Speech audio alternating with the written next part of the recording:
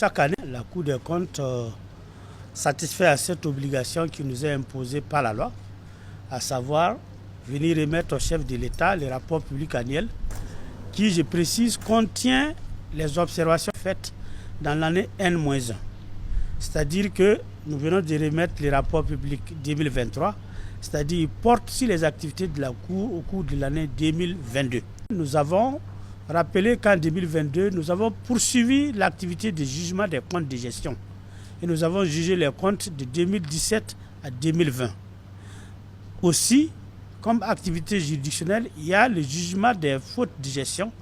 Là, la Cour a intensifié la détection des fautes de gestion et plusieurs dossiers ont été identifiés et confiés à la Chambre qui s'occupe de cette question.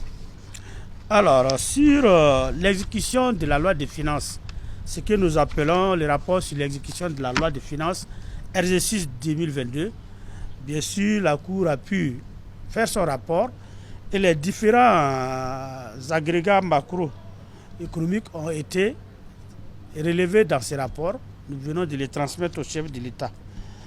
Ensuite, nous avons ce qu'on appelle la certification des formulaires dans le cadre du rapport ITIE. C'est sur les revenus qui sont issus des industries extractives, particulièrement l'or.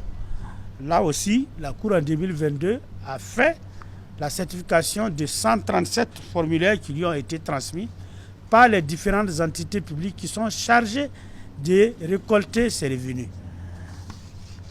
Alors, au titre des collectivités territoriales, bien sûr, nous avons fait des audits au niveau des collectivités territoriales, particulièrement sur le Fonds minier de développement local, où nous avons détecté des insuffisances dans la gestion du Fonds minier de développement local et dans la gestion des cantines scolaires.